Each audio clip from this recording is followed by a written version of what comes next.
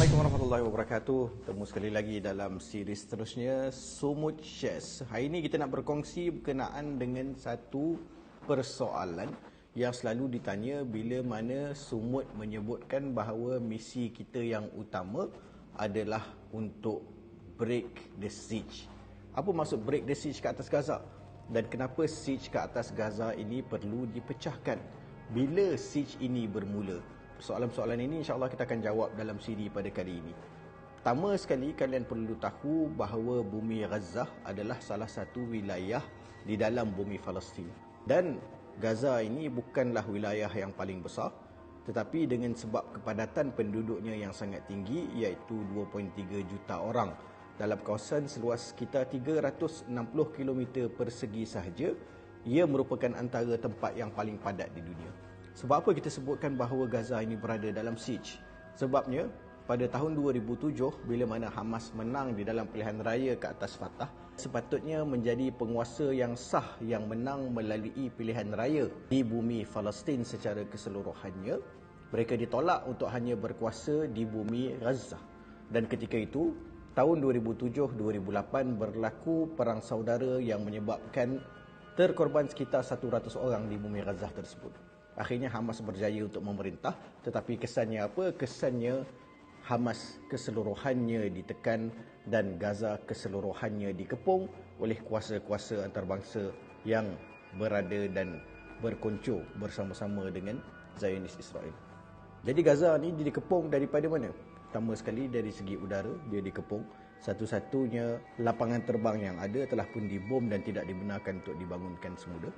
Begitu juga sempadan-sempadan lautan yang ada di sepanjang perairan Gaza, iaitu di lautan Mediterranean, dijaga oleh kapal-kapal Zionis Israel. Sepanjang 12 batu nautika, mereka tidak dibenarkan pergi lebih daripada itu, dan sekiranya mereka pergi hatta di luar pada waktu peperangan pun, mereka akan ditembak dan akan dirampas kapal-kapal nelayan mereka. Dari segi darat pula, Gaza ni dia ada sempadan dengan negara mana? Pertama sekali, dia ada sempadan dengan tanah haram Israel itu sendiri, dan yang kedua, dia ada sempadan dengan bumi Mesir. Dan duka citanya, Mesir sangat patuh dan sangat dekat kerjasama mereka dengan Zionis Israel, khususnya selepas perjanjian Camp David yang ditandatangani pada tahun 1979. Maka sempadan satu-satunya yang sepatutnya dikawal dan dibuka seluasnya oleh jiran Islam Palestin, iaitu Mesir, juga ditutup yang menyebabkan penduduk tidak boleh keluar.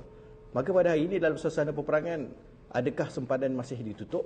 Maka jawapannya ya. Sepatutnya dalam suasana ceasefire yang kononnya diadakan, dibenarkan pergerakan keluar dan masuk manusia dari bumi Gaza untuk mendapatkan rawatan, untuk meneruskan pengajian dan untuk bertemu dengan keluarga di luar. Tetapi maksima mereka yang dibenarkan keluar seramai 50 orang dan dibenarkan masuk 50 orang, sehinggalah berlakunya perang Iran, sempadan sekali lagi ditutup dan puluh ribu orang menanti di sempadan mereka yang sakit dan memerlukan rawatan, tunggu untuk keluar daripada bumi Gaza.